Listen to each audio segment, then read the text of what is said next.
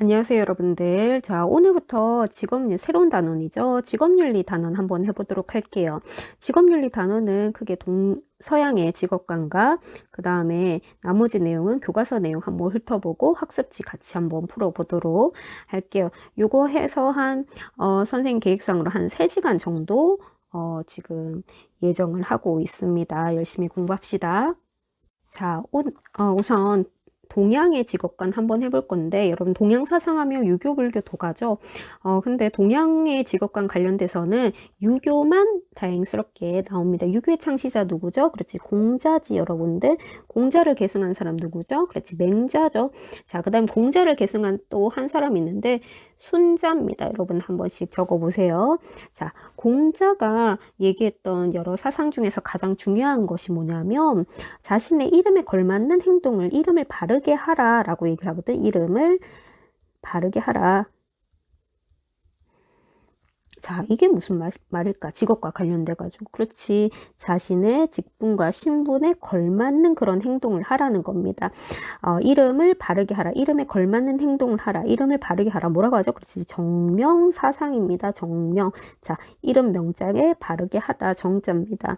이름에 걸맞는 행동을 하라. 자, 이거와 관련돼 가지고 굉장히 자주 언급되는 슬로건이 하나가 있는데, 임금은 임금답게. 자, 임금 다음에 누굴까? 신하는 신하답게. 그 다음에 또 부모는 부모답게. 그 다음에 자식은 자식답게. 자, 각각의 이름에 걸맞는 바른 역할을 하면 사회 혼란이 해결될 것이다. 이런 얘기를 했다는 거, 이런 것들을 다 뭐라고 한다? 그렇지, 정명사상이다 라고 얘기한다는 거, 여러분들 이름 꼭 기억을 하세요. 자, 다음 맹자. 자, 맹자 같은 경우에는 직업 관련돼 가지고 육체노동과 정신노동을 구분해야 된다고 봤어요. 그러면서 뭐라고 얘기하냐면 몸 쓰는 자, 마음 쓰는 자 역할을 구분해야 된다, 이렇게 표현합니다.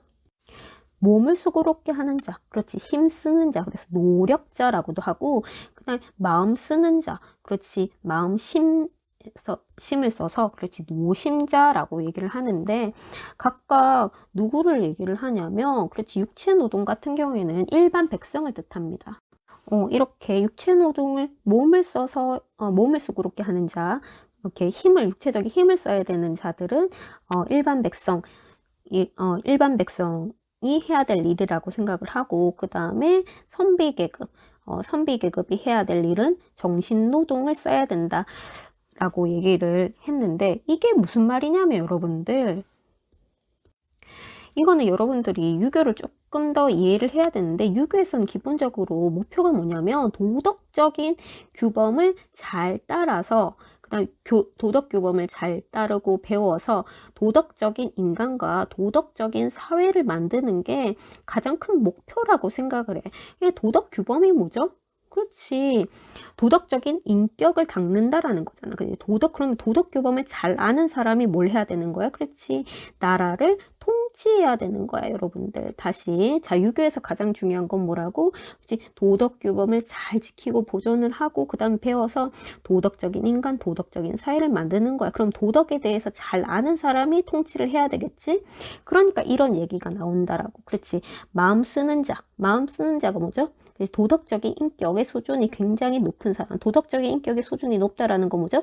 도덕 규범을 잘 알고 도덕 규범을 잘 실천할 수 있는 사람이 세상을 잘 다스려야지, 그렇지, 세상이 도덕적인 사회가 된다라는 그런 논리죠. 그죠? 선비계급이 통치를 해야 되는데, 이런 도덕적인 인격의 수준이 굉장히 높은 사람을 뭐라고 하냐면 대인이라고 합니다. 그러면 일반 백성은 또 뭐라고 할까? 대인의 상대적인 개념으로 소인이라고 한다라는 거 기억을 하세요. 근데 여러분들, 이거는 여러분들 육체노동 하는 거와 정신노동 하는 정신노동 간의 그런 위계서열을 강조하는 것이 아니라,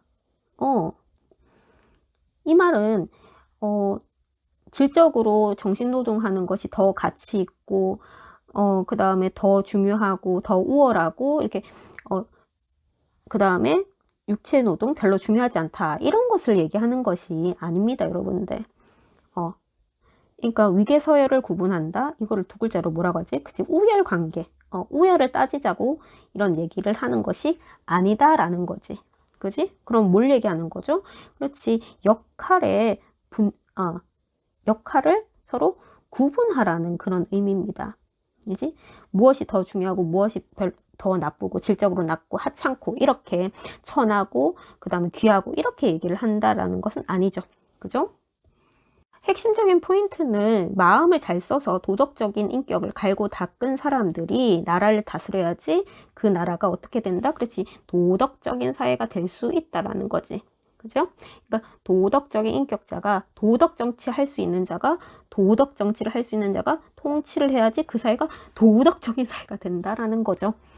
요런 논리라는 거. 이렇게 통치 계급과 그 다음에 통치받는 계급을 이렇게 구분했다라는 거 여러분들 유교의 그렇지 포인트입니다. 그 다음에 맹자하면 잘 나오는 개념 중에 하나가 항산과 항심이라는 개념인데 여러분들 항산이 뭘까? 그치? 항상 일정한 재산을 뜻합니다. 이게 재산을 많이 벌수록 돈이 많을수록 좋다라는 게 아니라 결국에는 유교의 목적은 뭐죠? 그렇지 사람들이 다 도덕적인 마음을 갖고 그래 도덕적인 마음을 실현해서 도덕적인 사회가 되는 것이 목적이잖아. 그치? 그렇게 되려고 한다면 이게 중요한 건 도덕적인 마음을 갖추는 건데 이런 도덕적인 마음을 갖추려고 보니까 백성들이 너무 굶주리고 그 다음에 생계수단이 없는 상태에서 굶어 죽는 상태에서 도덕적으로 살아라 이렇게 하면 도덕적으로 살까? 아니지. 자, 백성을 다스릴 때 중요한 것은 백성이 경제적으로 궁핍하지 않도록 안정시키는 것이 중요하다. 그렇기 때문에 생업을 보장해 백성들의 경제적인 안정, 즉 생업을 보장해야 된다라는 거지. 자, 일정한 재산을 두 글자로 뭐라고 할까? 그렇지. 항산이라고 합니다. 항산.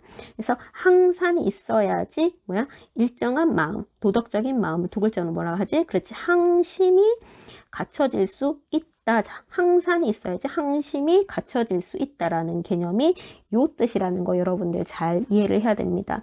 근데 여기서 중요한 포인트가 뭐냐면 그래 일반 백성들은 항산이 있어야 돼. 그래 이제 도덕적인 마음을 갖출 수 있어. 근데 빨간색으로 한번 바꿀게요. 자, 근데 도덕적 인격자들. 자, 그들을 우리는 선비 계급이라고 얘기를 하는데 혹은 도덕적 인격을 갖춘 이상적인 인간상을 군자라고 하는데 이 사람들은 일정한 재산, 즉 경제적으로 안정이 돼 있든지 없든지 자 일정한 재산이 있든지 없든지 간에 뭐가 가능하다? 그렇지. 항산, 항심이 유지될 수 있다. 이게 백성들은 경제적으로 안정이 돼야지 항심, 도덕적인 마음을 갖출 수가 있는데 선비 계급은 일단은 인격적으로 수준이 굉장히 높기 때문에 항산이 있든지 없든지 항산이 뭐라고 일정한 재산이 있든지 없든지 간에 항심을 유지할 수 있다 라고 주장하는 점이 중요한 내용입니다. 자, 그 다음에 순자도 마찬가지로 도덕적인 사회, 도덕적인 인간이 돼야지 사회 혼란을 진정시킬 수 있다. 그렇지. 이상적인 사회가 될 수 있다라고 얘기를 한 사람인데, 순자는 그런데 인간을 바라보는 눈이 조금 달랐어. 인간은 이기적이고 타고나면서 다른 사람 질투하고 미워하고 그 다음에 시기질투하는 그런 이기적인 속성을 가진 이기적인 존재다. 그래서 이걸 인간의 본성은 선하다에 대비돼서 인간의 본성은 악하다라고 보는 주장을 뭐라고 하냐면 성악설이라고 합니다. 그래서 순자는 대표적인 성악설 입장인데 자 그러면 인간의 본성이 악해. 그러면 이거를 어떻게 해야 될까? 본성을 그대로 놔둬야 될까? 아니면 변화시켜야 될까? 그렇지. 본성을 변화시켜야 되겠지. 그지? 자, 그 다음에 또 문제는 뭐냐면 사회적으로 사람들이 쓸 수 있는 물질, 즉 재화는 유한할까 무한할까? 그렇지. 무한하지 않고 유한하잖아. 그지? 그런데 문제는 뭐야? 사람들은 굉장히 이기적이야. 자기 것만 취하고 다른 사람이 더 많이 가지면 질투하고 미워해.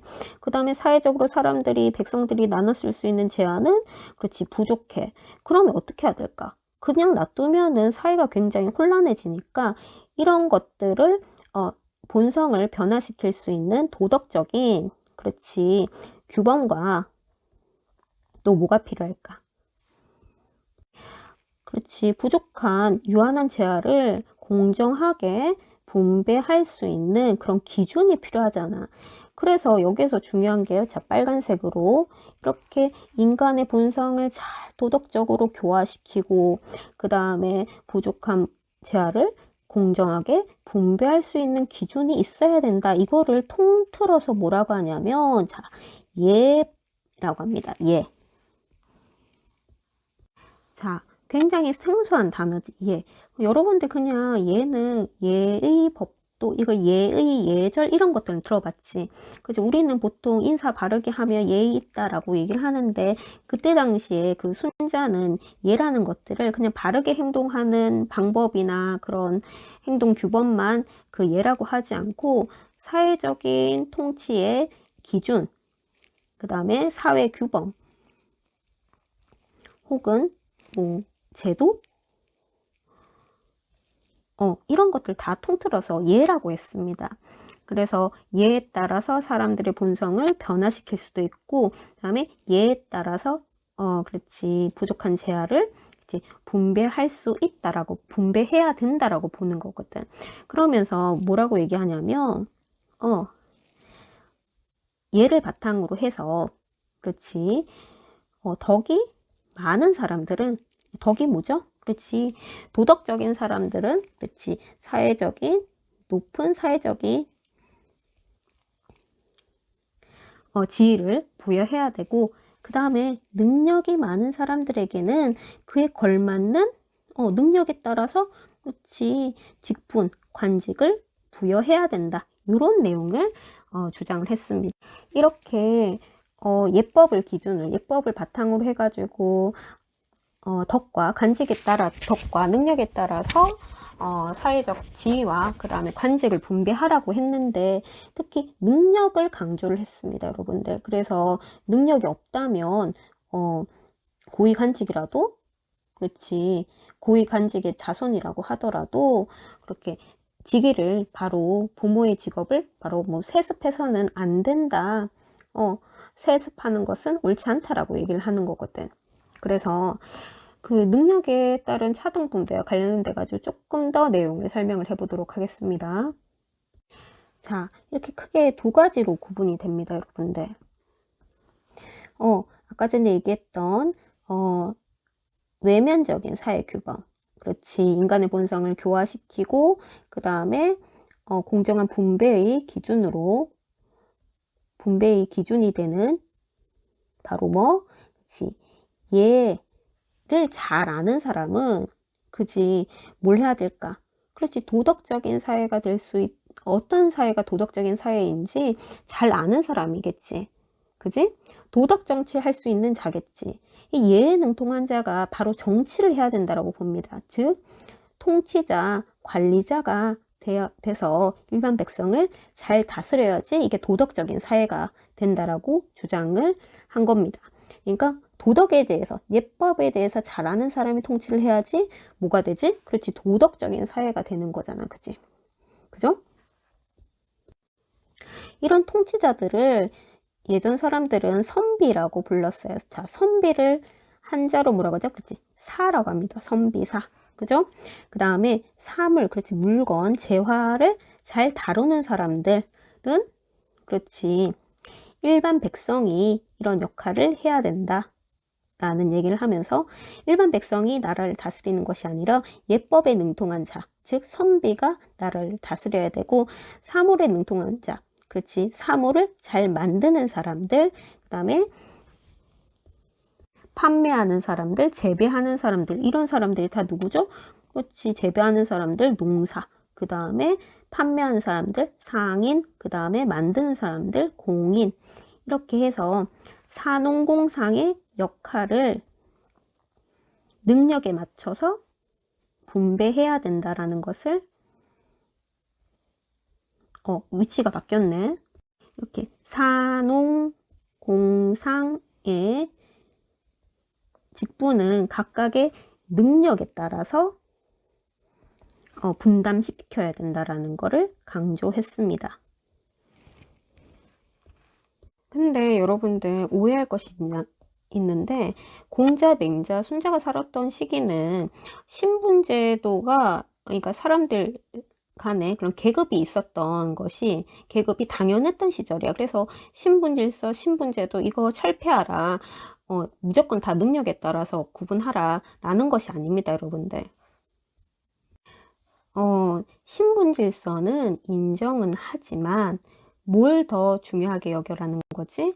그렇지. 그럼에도 불구하고 우리가 너무 부모의 직업에 따라서 직업을 세습하는 것은 세습이 뭐죠?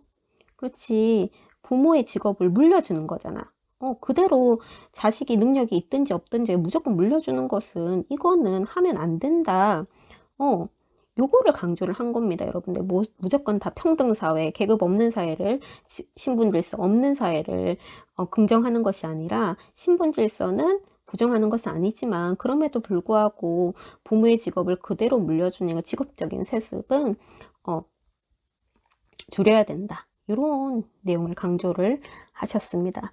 그래서 선천적인 그런 세습 요인 그런 것보다 노력과 능력을 강조하셨다라는 점 꼭 기억을 하세요. 고대 서양 사상가 중에서 누구의 입장이 직업윤리에서 많이 나오냐면 바로 플라톤입니다. 플라톤. 자, 들어봤나요? 플라톤. 자, 플라톤은 그 직업윤리는 기본적으로 이렇게 얘기합니다. 타고난 성향이 사람마다 다 다르다. 타고난 성향에 따라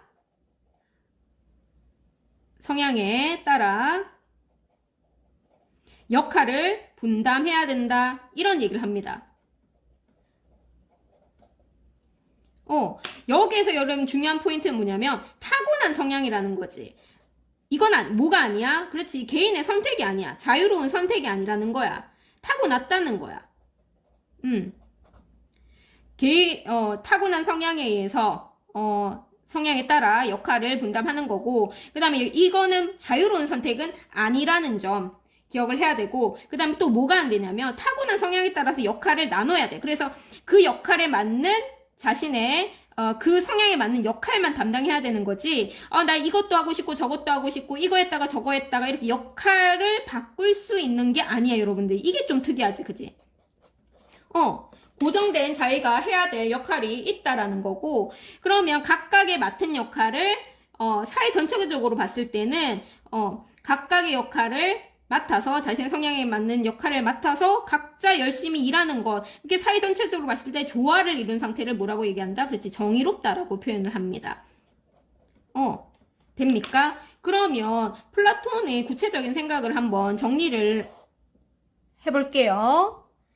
자, 플라톤은 기본적으로 인간은 뭘 가지고 있죠? 그렇지, 인간은 육체와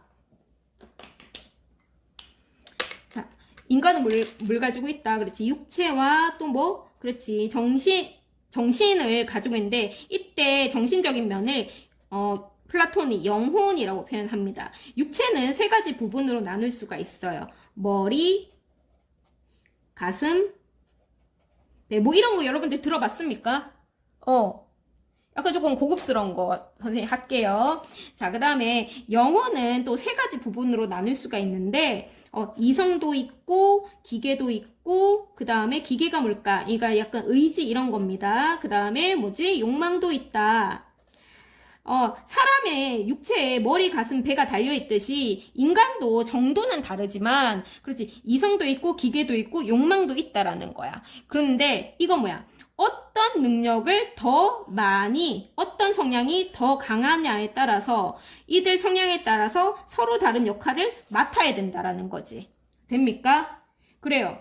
그 다음에 또 플라톤은 뭐라고 했냐면 영혼의 각각의 부분을 추구해야 될 가장 탁월한 상태가 있다라고 봤거든. 다시, 영혼이 추구해야 될 가장 탁월한, 가장 좋은 상태, 이거를 뭐라고 하냐면 덕이라고 얘기합니다.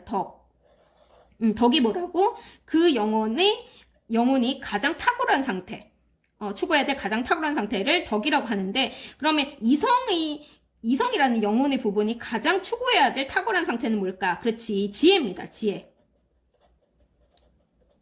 그 다음에 기계는 뭘까? 기계가 추구해야 될 것은, 그렇지, 용기.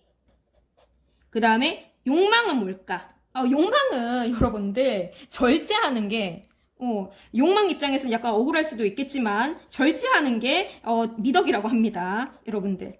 그렇지. 각각의 영혼이 추구해야 될 덕이 있고, 사람들은 각각 이성, 기계, 의지, 한 인간은 이런 영혼들을 가지고 있지만, 사람에 따라서 이성이 강한 사람도 있을 테고, 기계가 강한 사람도 있을 테고, 그 다음에 욕망이 강한 사람도 있을 것이란 말이지. 그지? 자, 그러면 여러분들 궁금하겠죠? 타고난 성향에 이런 것들이 있으면 누가 이런 성향을 가지고 있다라는 거는 어떻게 할까? 이게 포인트잖아, 그지?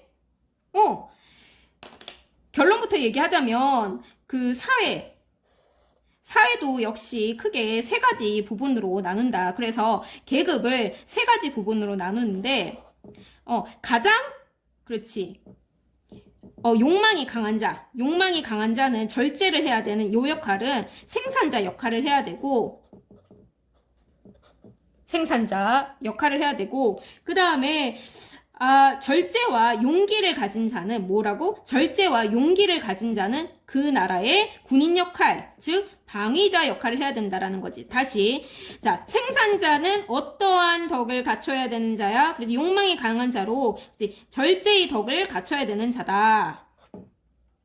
그 다음에 방위자는 뭐야? 그렇지. 용기와, 그 다음에 절제를 갖추는 자가 방위자 역할을 해야 된다라는 거고, 그 다음에 이 사회의 통치자는 뭘 가지고 있어야 되냐면 지혜, 그 다음에 용기, 절제를 가져야 된다라는 거야. 자, 여기서 봤을 때 포인트는 뭐냐면, 자, 각각 발휘해야 될 덕이 조금씩 다르죠. 그 다음에 방위자에서 통치자로 갈수록 어때? 그렇지. 갖추고 있는 덕이 더 많단 말이야. 그러니까 이 사회에서 통치자가 다 어떤 사람이야? 가장 정의로운 인간이겠지. 왜냐하면 정의는 뭐라 그랬어? 각각의 덕이 조화롭게 이룬 상태를 덕이라고 하고, 그 다음에 통치자, 방위자, 생산자 이렇게 계급이 나뉘어져 있고, 각각의 성향에 따라서 추구해야 될 덕과 능력이 조금씩 다 다르다는 거지. 성향이 다 다르다는 거지. 그래서 이런 세 가지 덕이 가장 조화롭게 이룬 이 통치자가 뭘 해야 되냐면 그 나라를 다스려야 된다는 거야. 이런 지혜와 용기와 절제가 갖춘 사람이 통치자가 돼야 되고, 그 중에서 가장 지혜로운 자지. 그렇지? 이 가장 지혜로운 자가 그 지혜로 뭘 해야 된다? 나라를 다스려야 된다. 그러면 직업군 중에서 가장 지혜로운 자는 어떤 자일까? 그렇지, 철학자겠지, 철학자. 그래요. 그래서 여기에서 철학자가 다스리는 정치를 뭐라고 합니까? 이제 철인 정치라고 하는 거잖아. 철인 정치.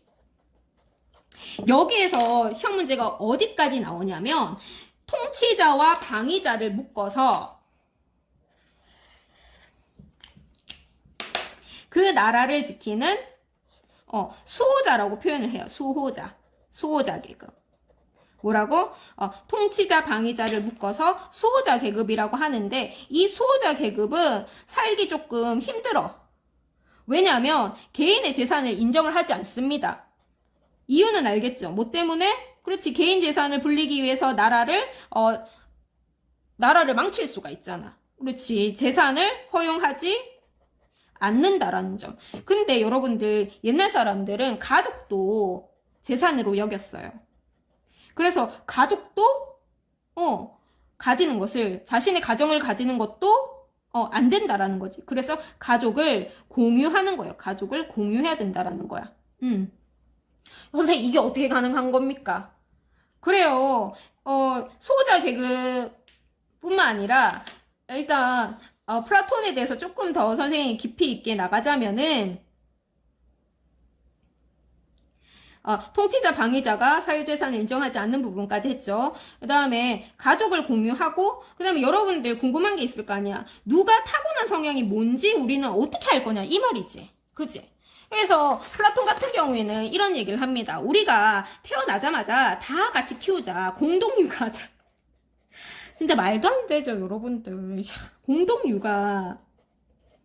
공동육아 하면 여러분들 유치원처럼 아침에 9시에 유치원 보냈다가 저녁 6시에 데려오는 게 아니라 일단은 태어나자마자 이제 여기에 보내는 거야. 이렇게 교육기관에. 태어나자마자 보내고 여기에서 교육기관에서 교육을 시키기 때문에 누가 누구 아들인지 몰라. 아들, 딸인지 몰라. 내 딸이 누구고 우리 아들이 누군지 몰라. 그래서 같이 공동의 육아를 한 다음에 이제 나이가 듦에 따라서 뭘 하냐면 이제 테스트를 하는 거지. 한 2차례 정도 테스트를 하는 거예요, 여러분들. 근데 처음에 같이 키웠다가 이제 다 같이 뭔가 공부를 시키는 거야. 체육도 시키고 음악도 시키고 같이 공부를 하다가 테스트를 해. 근데 여기에서 이제 탈락. 첫 번째 테스트에서 탈락이 되면 이제 이 사람은 어떤 역할을 맡냐면 이게 생산자가 되는 거야. 얘는 타고난 성향이 이성기계 욕망. 그래도 욕망의 성향이 강한 자구나. 그래서 절제의 미덕을 갖춰야 되는 이 생산자 역할을 해라. 이건지. 그지? 자, 그 다음에 이 테스트에서 통과한 사람들은 일단은 그 사회의 수호자가 되는 것이다. 수호자 계급에는 특히 2가지 분류가 있다라고 했잖아. 그지? 방위자. 그 다음에 통치자. 그죠? 방위자, 통치자가 되는데, 방위자와 통치자는 어떻게 구분할까? 또 시험을 칩니다, 여러분들. 그렇지. 시험을 쳐요. 이때 뭘 치냐면, 철학 시험을 친다, 여러분들. 괴롭겠죠. 그죠? 그래서 이 시험에서 통과한 사람은, 탈락한 사람은 뭐가 된다? 탈락. 그렇지. 수호자긴 하지만 군인 역할, 즉, 방위자 역할을 한다라는 거지. 그렇지. 욕망이 갖춰야 될 덕에 절제와 그 다음에 또 의지가 갖춰야 될 덕엔 뭐가 있다? 그렇지. 용기의 덕을 가진 사람이다 라는 거지. 그 다음에 여기에서 방위자가 탈락이 된 다음에 그 다음에 이제 또 통치자가 여기서 모든 테스트에 통과한 완전한 인간이 지혜, 용기, 절제 이런 미덕을 갖춘 가장 정의로운 인간이 뭐가 되어야 된다? 그치, 그 사회를 다스리는 통치자가 되어야 된다라는 거지. 됩니까? 그래서 타고난 성향을 이렇게 테스트로 중간중간에 발굴을 한다는 점. 그러면 여러분들 봤을 때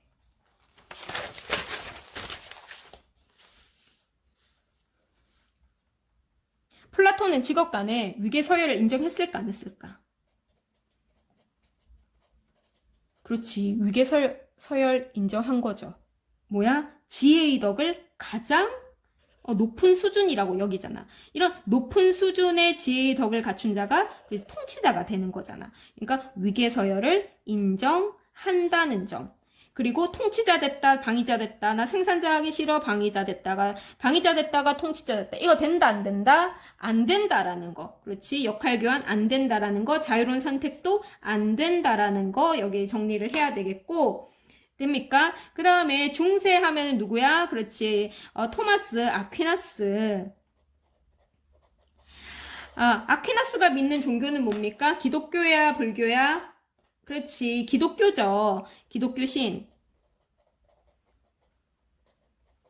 여러분들 이거 아니에요. 아담과 이브 알아요? 아담과 하와, 이브 이런 거 알아요, 여러분들? 그렇지. 인간이 태초에 인간을 만들었는데 그가 아담이고 아담의 갈비뼈로 만든 것이 이브 하와지. 그지? 그런데 인간을 만들고 나서 신은 또 뭘 줬냐면 자신들의 의지대로 선택하고 행동할 수 있는 자유의지를 주셨대. 그리고 한 가지 당부를 합니다. 자, 저기 있는 저기 보이지? 저 나무에 있는 사과, 저 과일은 먹지 마. 이렇게 얘기를 합니다. 그런데 아담과 이브가 신의 명령을 어기고 여기에 있는 과일을 따먹어요. 따먹고 나서 신의 나라. 신의 나라에서 일하지 않고 평생 떵떵거리면서 살 수 있는데 신의 이런 평화로운 지상 낙원에서 쫓겨나서 뭘 해야 되냐면 이 쫓겨났지. 옛날에는 이 신의 명령을 어기기 전까지는 이런 신의 나라에서 평화롭게 아주 편하게 살다가 이제 신의 명령을 어겼다는 이유로 쫓겨나가지고 이제 뭘 하기 시작해야 되냐면 이제 노동을 하기 시작했다는 거예요. 노동. 자, 여기입니다, 여러분들. 노동은 왜 하게 됐어? 그렇지. 일종의 벌청소에 벌청소, 여러분들. 여러분들 벌청소 해봤어요? 벌청소 할 때 기분이 어떻죠? 그죠? 괜한 죄책감. 죄책감 들잖아, 그지? 왜 버리니까. 태초의 인류가 저지른 죄를 뭐라고 하냐면 원죄라고 합니다. 그리고 기독교 사상으로 봤을 때는 우리는 다 아담과 이브의 그냥 자손인가요? 그러니까 인류의 원죄, 인류의 원죄라는 거는 인류가 최초로 인류 대표로 아담과 이브가 신에게 명령을 불복종한 죄인 거야. 그러니까 우리는 같은 인류로서 이게 다 원죄를 지니고 있다라는 거지, 그지? 신으로 봤을 때는 내가 인간을 만들어 놨는데, 쟤네들은 뭐야, 내, 명령도 안 따르고 다 인간들 다, 몹쓸 것들, 막 이렇게 생각을 하신다는 거지. 그게 인류가 지니고 있는, 인류의 조상이 지닌 최초의 원죄고, 우리는 같은 인류로서 인류의 조상이 저지른 죄에 대한 원죄를 함께 지니고 있다라는 거지. 그런 점에서 여러분들 벌청소 다시 넘어가자면, 벌청소할 때 여러분들 기분이 어때요? 죄책감 들죠? 그리고 선생님이 벌청소 하는지 안 하는지 이렇게 한 번씩 이렇게 감시하러 오신단 말이야? 그러면 여러분들, 표정을 어떻게 지어야 돼? 선생님 벌청소 하니까 너무 재밌어요.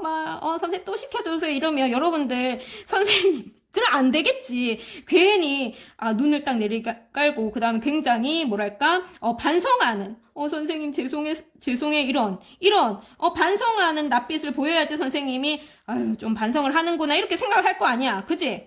그러니까, 노동이라는 것은, 인류가 저지른 죄에 대한, 버리고, 그래서, 벌 받는 거, 그렇지? 벌 받는 거, 이걸 뭐라고 하냐면 속죄라고 하잖아, 그치? 노동을 통해서 속죄한다라는 의미를 갖고 있고, 그 다음에 노동을 통해서, 떵떵거리고, 여러분 벌청소할 때, 기분 좋아, 선생님 최고, 막 이렇게 하는 게 아니라, 선생님 잘못했습니다. 반성합니다. 이렇게 해야 되는 거잖아. 그러니까 그렇지. 노동을 통해서 명예를 추구하고, 기분 좋고, 돈 확 벌고, 이렇게 살아가는 거에 대해서는 어떻게, 긍정적으로 생각할까, 부정적으로 생각할까? 그렇지. 부정적으로 생각한다라는 거지. 그지? 됐습니까? 신에 대해서, 인류 최초의 조상이 저지른 그 죄에 대한, 원죄를 모든 인류들은 다 함께 가지고 신에 대한 죄를 가지고 있다라고 생각을 하는 거고, 그렇게 생각하는 것을 이렇게 원죄라고 합니다. 인류의 조상의 죄를 우리가 다 같이 공유하고 있다라는 거야. 그리고 이 죄의 대가로 우리가 노동을 하게 되었으니까 이 노동은 속죄의 의미를 가지고 있고, 그 다음에 노동이라는 것을 통해서 우리가 돈을 많이 벌고 이런 거에 대해서는 다소 부정적으로 생각했다라는 점을 기억을 해야 되겠죠? 그죠? 그 다음에 근대에 우리가 또 칼뱅을 한번 해볼 건데, 근대의 칼뱅. 여러분들 칼뱅 누군지 알아요, 여러분들? 여러분들, 이때의 중세의 기독교가 종교개혁을 통해서 두 가지로 이렇게 분리된 거 알고 있습니까, 여러분들? 알아요? 기독교가 분리가 되었는데, 어떻게? 기독교가, 로마 가톨릭교와, 이제, 그 이전에는 그 기독교였잖아, 그지?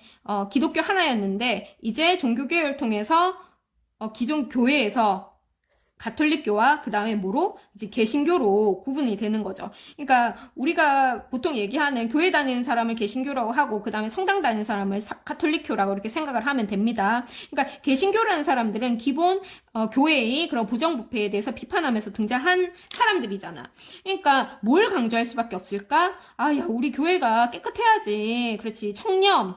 그렇지. 절약. 근면. 성실.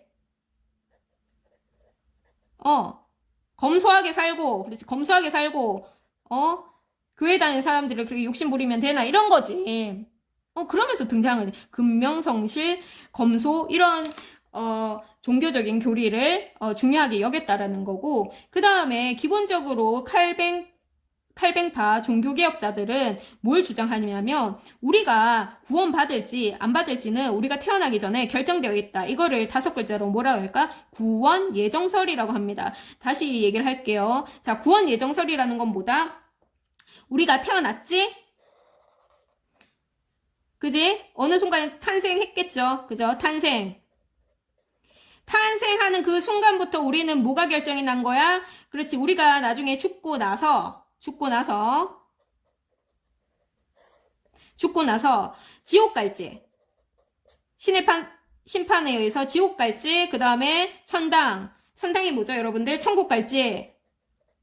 언제 결정이 나? 우리가 태어나기 전에 이미 결정이 나 있다라는 거야. 이게 구원 뭐라고? 예정설이라는 거야. 이렇게 봤을 때 여러분들 이 부분 여러분들 조금 어렵죠? 구원 예정설이라는 거는 뭐냐면 우리가 태어나기 전에 이미 지옥 갈지 천국 갈지 정해져 있다라는 거야. 근데 이건 바뀌지 않아, 여러분들. 왜냐하면 구원은 이미 결정되었기 때문에. 결정되었어.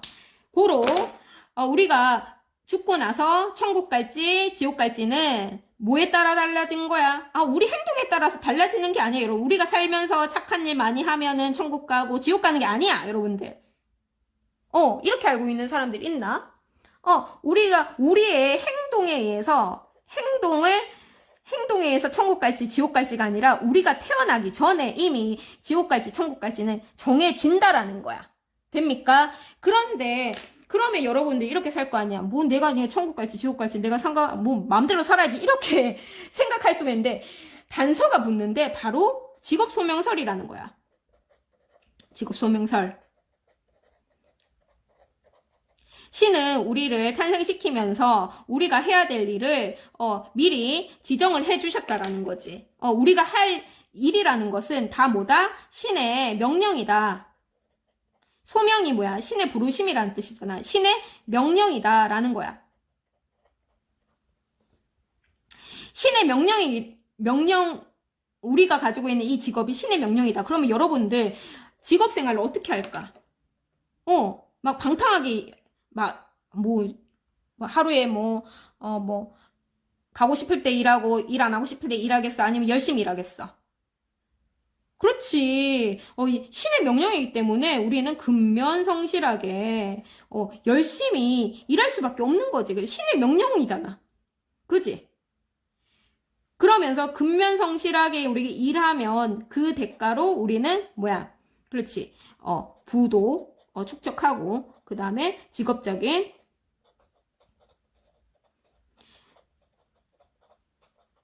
성공도 이루게 된다라는 거지.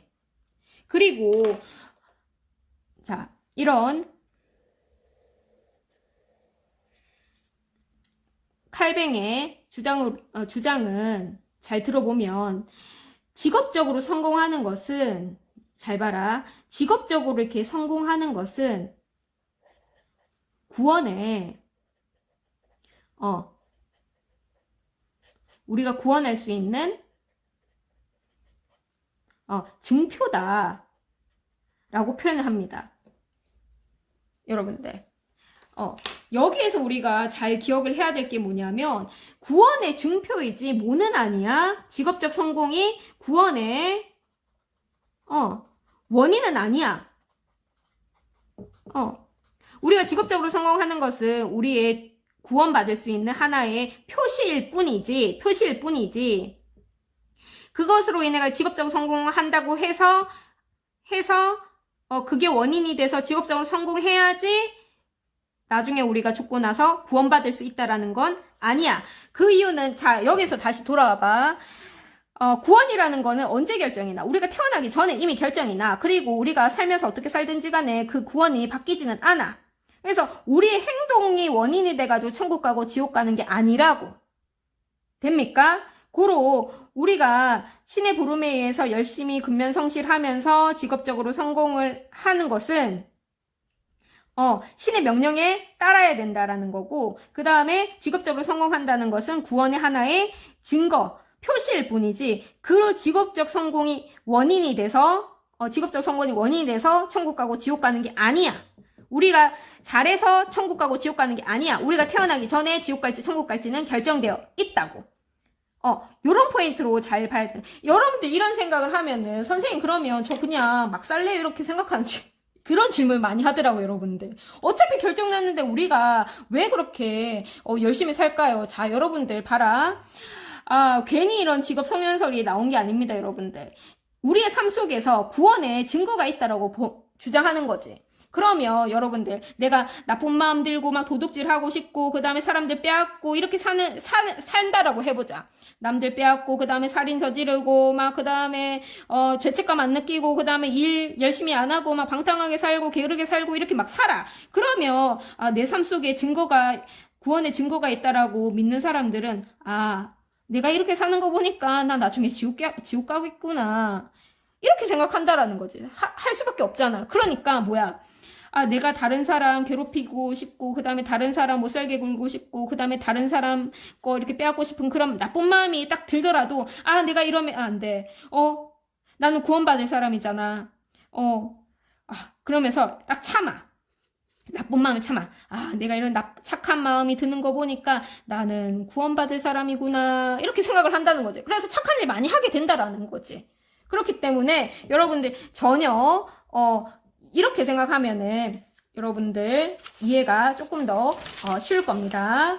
자, 그 다음에 여러분들 마지막으로 칼뱅하면 여기서 끝나는 게 아니라 칼뱅의 주장에 대해서 잘 봐라. 칼뱅. 자, 칼뱅은 뭐라고? 그 기존의 종교에 대해서, 교회에 대해서 비판하면서 등장하잖아. 비판하면서 등장한 개신교잖아. 그지? 개신교를 여러분들 뭐라고 합니까? 기존 교회를 비판한 자. 기존 교회를 비판한 자. 그리고 여러분들 저항하다를 영어로 뭐라고 합니까? 프로테스트라고 하죠. 그죠? 프로테스탄트라고 합니다. 그렇지? 예, 한마디로 종교개혁자.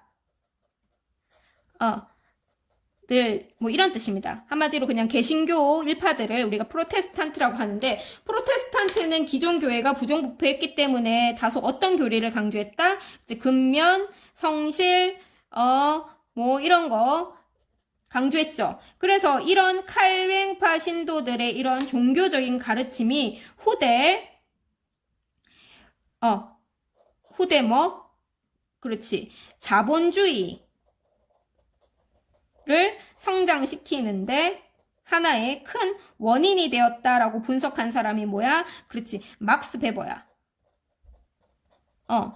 굉장히 뭐야? 이 기독교 윤리에 대해서 긍정적으로 생각을 한다라는 거지. 이런 프로테스탄트, 이런 종교적인 근면, 성실, 청렴 이런 것들을 강조하는 종교적인 교리가 자본주의를 성장시키는데 가장 큰 원인이 되었다라고 본 입장이 있는데, 잘 봐라. 여러분들 마지막으로 막스 베버 하면서 선생님이 마르크스까지 정리를 할게요. 자본주의의 성장의 원인을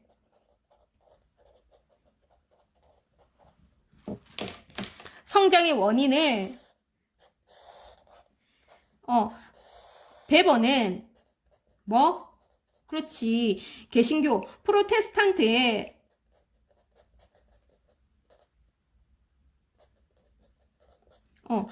기독교 윤리가 원인이 되었기 때문에 사람들이 열심히 근면성실하게 일하니까 여러분들 돈이 모여 안 모여? 그렇지. 돈이 모이지. 그지? 이렇게 돈이 모인 것은 나쁜 거야, 좋은 거야? 부정적인 거야, 긍정적인 거야? 오히려 긍정적인 거잖아. 그지? 왜? 신의 명령에 따라서 잘 따르니까, 절약하고 열심히 살고, 그 다음에 돈 벌고 하니까, 즉, 돈이 축적되는 거고, 이렇게 모인 돈은, 뭐야, 부정적인, 긍정적인, 그렇지, 긍정적인 거지. 그지? 열심히 신의 명령에 따랐다라는 하나의, 증거라고 본 거잖아. 그지? 그러니까, 부의 축적을 어떻게 정당화했다.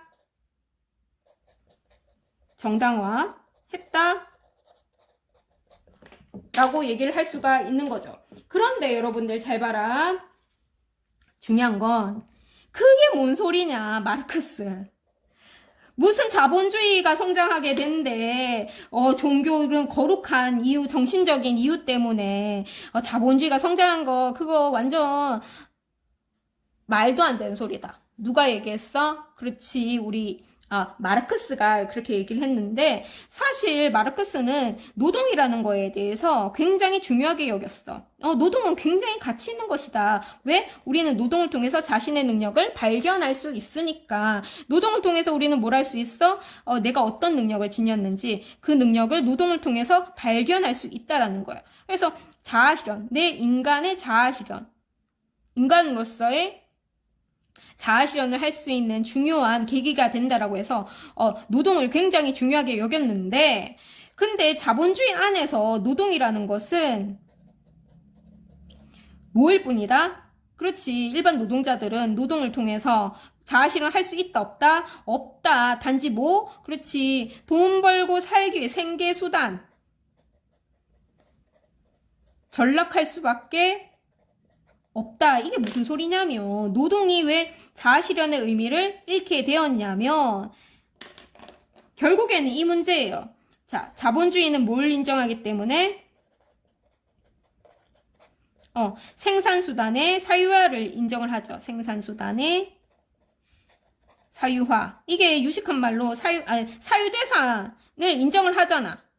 그러니까 생산수단 대표적으로 뭐야? 토지, 그 다음에 공장, 기계, 이런 거잖아. 이런 것들을 다 누가 가지고 있는데? 그치? 자본가가 가지고 있잖아. 그렇지. 이런 탓 때문에 자본가들은 자기가 가지고 있는 토지, 공장, 기계 다루듯이 무엇을 다룬다? 그렇지. 노동자의 노동력을 이렇게 기계 다루시 한다라는 거지.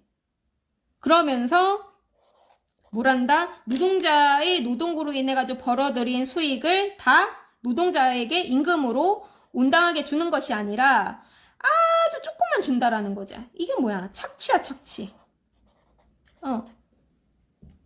착취한다라는 거지. 그죠? 이렇게 봤을 때 마르크스 같은 경우에는 자본주의가 성장하게 된 이유는 뭐 때문이다? 자본가가 노동자의 노동을 착취했기 때문에, 그래서 자본주의가 성장할 수밖에 없는 것이다. 왜냐하면 노동자한테 정당하게 임금을 주지 않고 그것을 뭘로 보이는 거야? 자신들의 자본력을 키우는데 재투자하기 때문이지. 그래서 자본주의가 성장하게 된 것이지, 막스 베버처럼 굉장히 그런 고귀한 이유 때문에, 고귀한 정신 때문에 이렇게 된 것이 아니라, 물질적인 자본을 누가 다 가지고 있기 때문에, 그렇지, 자본가가 가지고 있기 때문에, 가지고, 노동자를 착취했기 때문이다. 그 다음에 마르크스 하면서 또 우리가 잘 나오는 개념 중에 하나가, 분업을 어떻게 생각했다? 분업을 비판했다라는 점. 여기가 또 포인트죠. 다시 돌아오자면, 노동이라는 것은 자신의 능력을 발휘하고 확인할 수 있는 중요한 계기가 된다라는 거야. 예를 들어서 차 하나를 만드는 공장에서 노동자가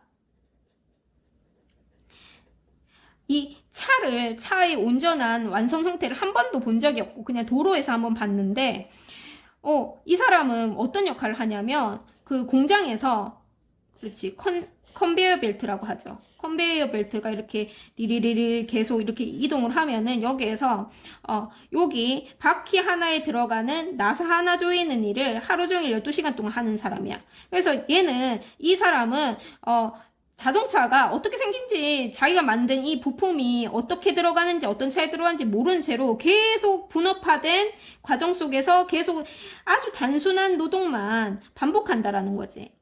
그러면 길거리에서 이 차를 봤을 때, 와, 뿌듯하다. 내 능력을 발휘한 저 차, 내 능력을 난 정말, 가치 있는 인간이야. 이렇게 생각할까? 아니면은 오히려, 야, 난 하루 종일, 나사만 쪼이고, 저 차 보니까 괜히 좀 낯설다. 뭐 이런 느낌 받을까? 그렇지. 낯선 거지. 분업으로 인해 가지고 사람들은 자신이 만든 생산물에 대해서 오히려 소외감을 느끼고 자신의 노동을 통해서 자신의 능력이나 그런 자신의 자아 정체성이나 자아를 실현할 수 있는 그런 계기가 마련되는 것이 아니라 오히려 노동을 통해서 더욱더 소외받는 그런 느낌을 받는다라는 거지. 그래서 노동소외 혹은 더 나아가 인간성을 상실해가는 인간소외 개념까지 여기에서 등장하는 것이죠. 굉장히 마르크스나 베버나 자본주의 성장의 원인을 나름 분석하긴 했지만 베버 같은 경우에는 정신적인 요소, 정신적인 원인으로 인해 가지고 자본주의가 성장하게 되었다라는 점이 다르고 마르크스 같은 경우에는 물질적인 자본이 누구의 소유에 있느냐에 따라서 그렇지. 생산의 방식이라든지 사람들 간의 관계가 달라질 수 있다는 점. 그리고 노동은 굉장히 중요하긴 하지만 자본주의 안에서는 사람들은 노동은 굉장히 기계처럼 생산 수단으로 전락하는 그렇지. 마치 자신의 인간이 모처럼 다뤄지는 그렇지. 기계처럼 다뤄지는 인간 소외. 혹은 노동 소외의 현상까지 빚고 있다라고 마르크스는 신랄하게 비판하고 있는 거죠.